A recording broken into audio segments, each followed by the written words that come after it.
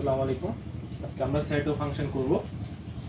Set ও ফাংশনের মধ্যে set বলতে কি বোঝায় এটা আগে আমাদের বুঝতে হবে। সেট মানে হলো সংগ্রহ। সেট বলতে আমরা বুঝবো সংগ্রহ, অর্থাৎ একাধিক উপাদান নিয়ে এই সেটটা গঠিত হবে, যে কোনো একটা সেট গঠিত হবে। তো সেক্ষেত্রে আমাদের সেকেন্ড ব্র্যাকেটের ভিতরে এই উপাদানগুলোকে প্রকাশ করতে হবে। যেমন আমরা যদি বলি যে এক সেট কলম, তার মানে বোঝাবে এখানে একাধিক কলম মিলে একটা কলমের সেট গঠিত হয়েছে। তো যেমন আমি যদি এখানে কিছু উপাদান লিখি 2 3 4, তাহলে আমি একটা সেট, এই সেটটার নাম দিলাম এ সেট। তাহলে এখানে এ সেটের উপাদান হচ্ছে 2 3 4, এগুলো নিয়েই একটা সেট এ গঠিত হয়েছে এবং এই সেটকে প্রকাশের জন্য আমরা সেকেন্ড ব্র্যাকেট ইউজ করতে হবে। তাহলে এখন আমরা যে জিনিসটা বুঝবো, যেমন আমি যদি একটা বাক্স নিই,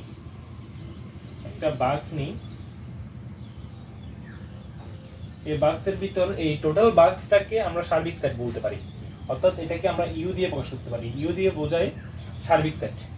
এই ইউ দিয়ে কি বোঝাবে? সার্বিক সেট।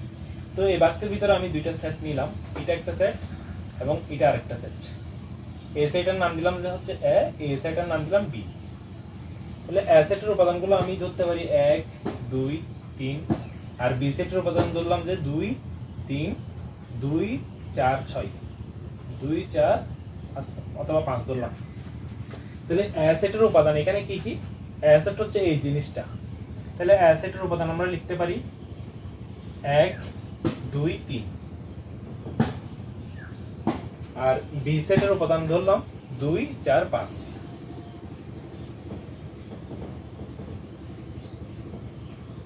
এবং এর বাইরে আরো কিছু উপাদান নিতে পারি, যেমন 6 7 নিলাম। তার মানে এখন এই সেটটার মধ্যে সার্বিক সেট হচ্ছে ইউ। তাহলে ইউ এর উপাদান কোনগুলো হবে? এ বি, এবং বাক্সের ভিতরে যতগুলো মান আছে সবগুলো নিয়েই হচ্ছে সার্বিক সেট ইউ এর মান।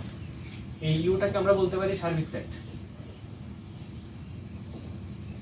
সার্বিক সেট ইউ। ইউ সমান আমরা লিখতে পারি 1 2 3 4 5 6 7। তাহলে এই জিনিসগুলো হচ্ছে সার্বিক সেট ইউ এর মান। এই ইউ দিয়ে একটা সেট বোঝাচ্ছে, একটা সেটের মান। তো এখন এই জিনিসগুলো থেকে আমরা কিছু জিনিস শিখবো এখন। যেমন দুইটা সেটের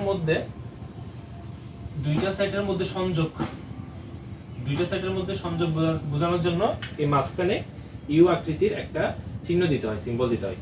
এটা কিন্তু এই সার্বিক সেট ইউ না, এটা হচ্ছে এই দুইটা সেটের মধ্যবর্তী সংযোগ বোঝাবে। তো আমরা এই মানগুলো ধরেই এই জিনিসটা সমাধান করার চেষ্টা করি। আচ্ছা, তার আগে এই জিনিসটা একটু ক্লিয়ার ধারণা রাখি যে এই মাঝখানের ইউটা হচ্ছে কি বোঝাবে? এই মাঝখানের ইউটাকে আমরা বলতে পারি, বাংলাতে বলতে পারি সংযোগ সেট। সংযোগ সেট।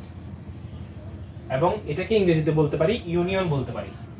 কি বলতে পারি? ইংরেজিতে ইউনিয়ন বলতে পারি। ঠিক আছে? তাহলে এই ইউ দিয়ে বোঝাবে এই দুইটা সেটের মধ্যে, এ এবং বি সেটের মধ্যে যেগুলো মিল সেগুলোও হবে এবং যেগুলো মিল নেই সেগুলোও নিতে পারবো আমরা। তাহলে আমরা করলেই বুঝতে পারবো জিনিসটা। তাহলে আমরা যদি দুইটা সেটের যদি ইউ বের করতে চাই, তাহলে মানে সংযোগ সেট বের করতে চাই, সেক্ষেত্রে আমরা এভাবে করতে পারি। যেমন এ ইউনিয়ন বি সমান, এক্ষেত্রে আমরা ফার্স্টে এর সেটের উপাদানগুলো লিখবো 1 2 3, এবং মাঝখানে যেহেতু ইউনিয়ন আছে তাহলে ইউনিয়নটা দিলাম। আবার সেকেন্ড ব্র্যাকেট দিয়ে এই যে বি এর উপাদান হচ্ছে 2 4 5, 2 4 5, 2 4 5।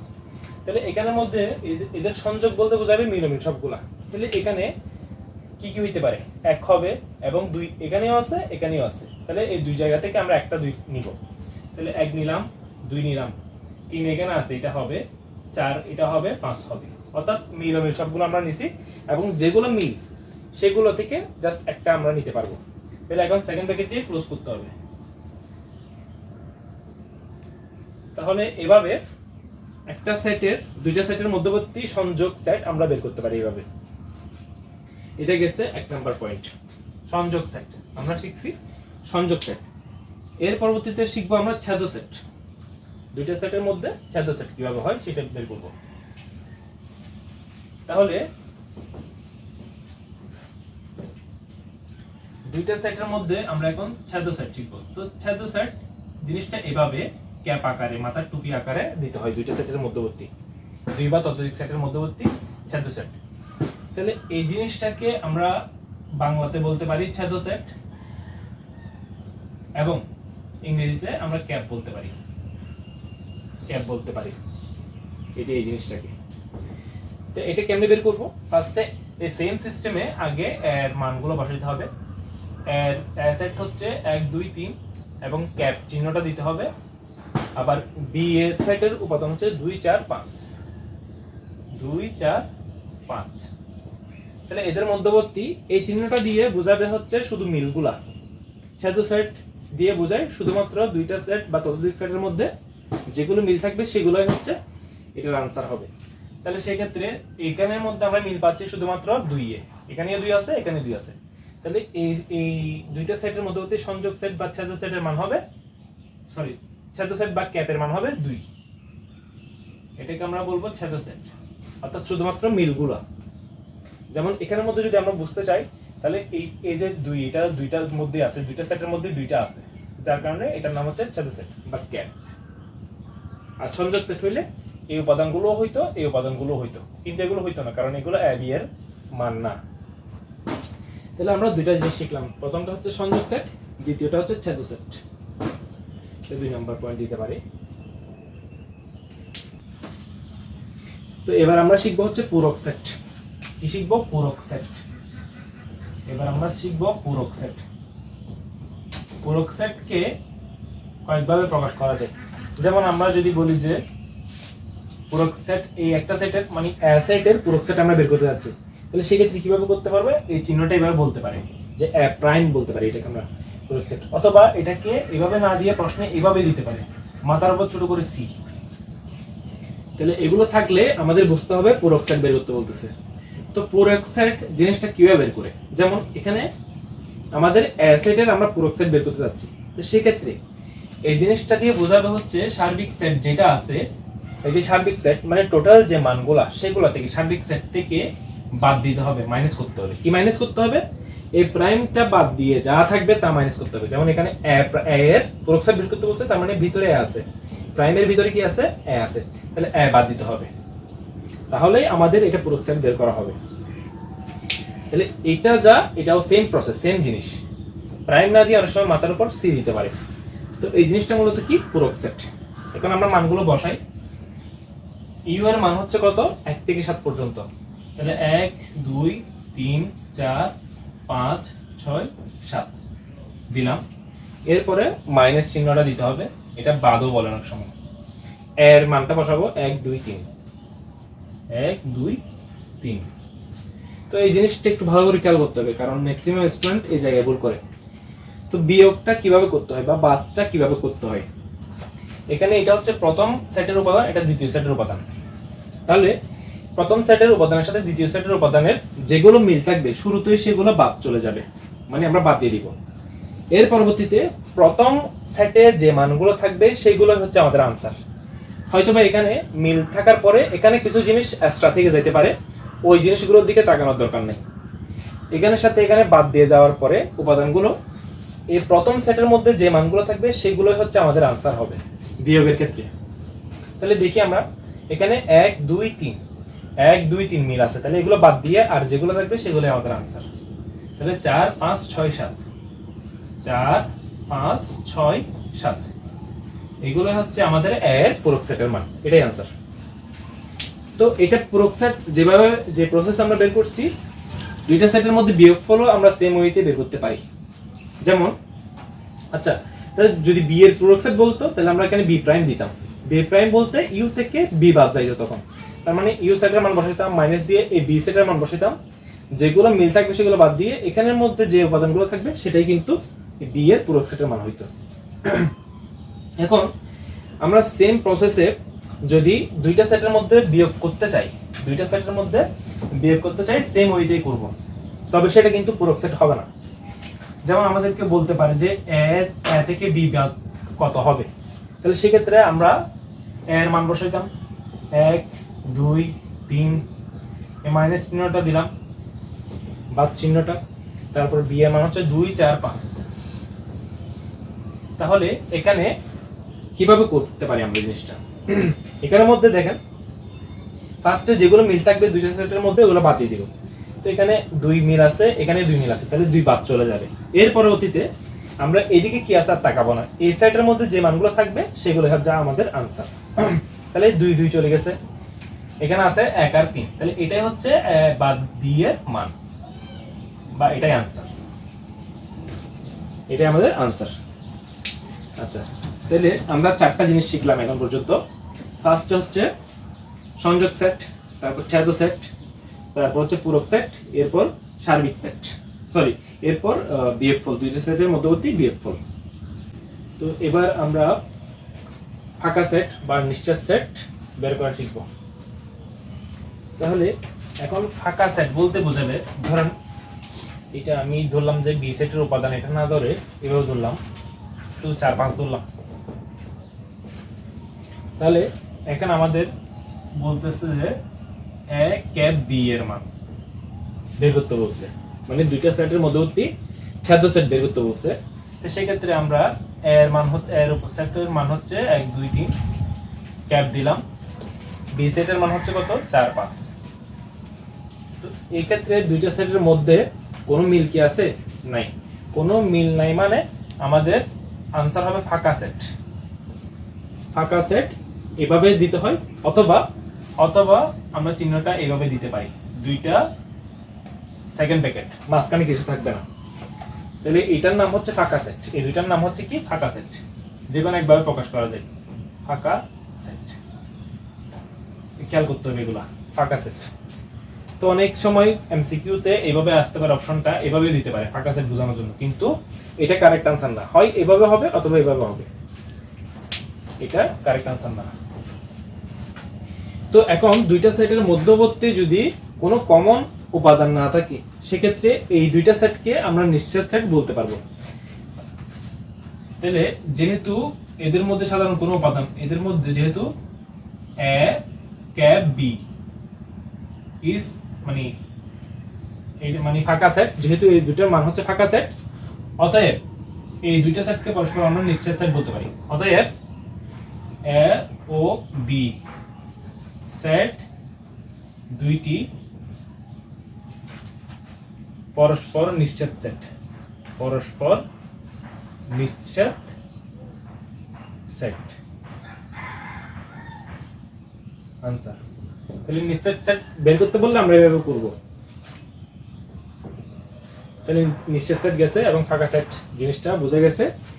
এর পরবর্তীতে আমরা শিখব হচ্ছে কার্তেশীয় গুণজ, দুইটা সেটের মধ্যবর্তী গুণফল কিভাবে বের করতে হয় সেটা। তাহলে আমি এই জিনিসটা আপাতত মুছে দিচ্ছি।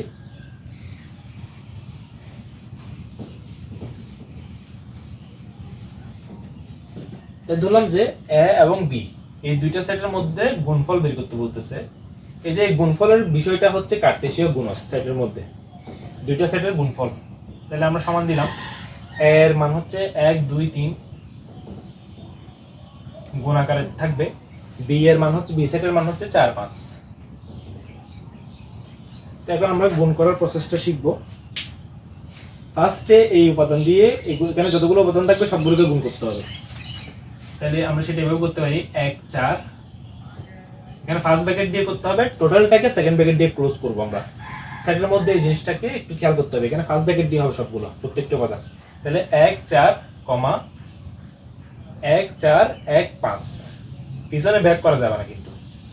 তারপর 1 এর কাজ শেষ, এবার 2 দিয়ে 2 4 2, 5, 2 এর ফাংশন শেষ, এরপর 3 দিয়ে, মানে এখানে পরের উপাদান দিয়ে, তাহলে 3 4,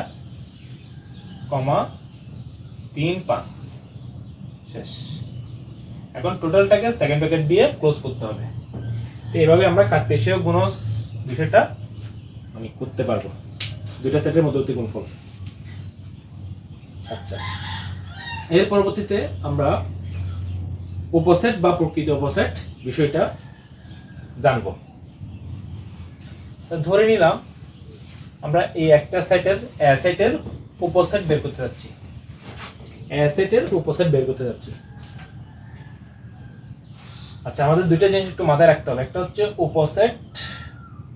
উপসেট আর একটা হচ্ছে শক্তি সেট। এই দুইটার মধ্যে তেমন বেশি পার্থক্য নাই, হালকা পার্থক্য আছে।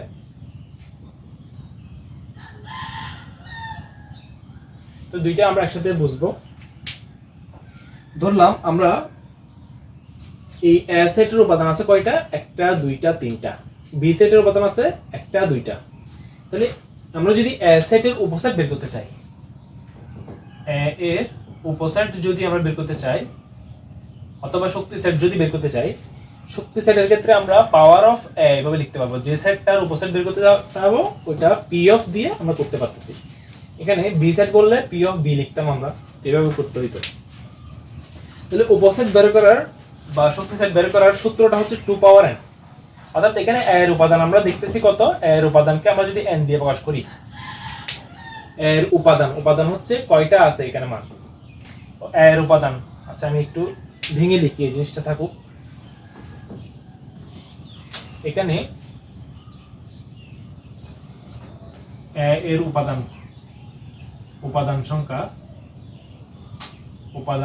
সংখ্যা কমা দিয়ে n দিয়ে প্রকাশ করলাম ছোটদের। n সমান কত, 3। এর উপাদান আছে 3টা। তাহলে এর উপসেট হবে, এর উপসেট অথবা শক্তি সেট যেটাই বলি, শক্তি সেট বললে পি অফ এ দিয়ে প্রকাশ করতে পারি, অথবা এর উপসেট বললে ডাইরেক্ট আমরা করতে পারি। সমান হচ্ছে এটার উপসেট বের করার সূত্র হচ্ছে 2 পাওয়ার n। 2 এর মাথার উপর কত হবে, n পাওয়ার হিসেবে। তাহলে এই এ সেটের উপাদান যেহেতু 3 আছে, তাহলে 2 এর মাথার উপর n এর জায়গায় হবে 3। তাহলে 2 পাওয়ার 3 মানে আমরা জানি 8। তার মানে এই সেটের উপসেট পাওয়া যাবে 8টা। তো সেটা আমরা কিভাবে বের করতে পারবো, এই যে এইভাবে। সুতরাং পি অফ এ বা এ সেটের উপাদান, এর উপসেট সমান, এর উপসেট সমান, দেখেন ফার্স্টে আমরা একটা একটা করে নিতে পারবো। এখানে উপসেট এক, সবগুলো সেকেন্ড ব্র্যাকেট দিয়ে কমা, তারপর এখানে একটা করে নিলে 1 2 আলাদা করে পাচ্ছি 3। এখন একটা করে নেওয়া শেষ, এরপর আমরা দুইটা করে নিব। এখানে আঙ্গুল দিয়ে প্রথমে 1 2 নিতে পারবো, তারপর 1 3 নিতে পারবো। 1 2 1 3।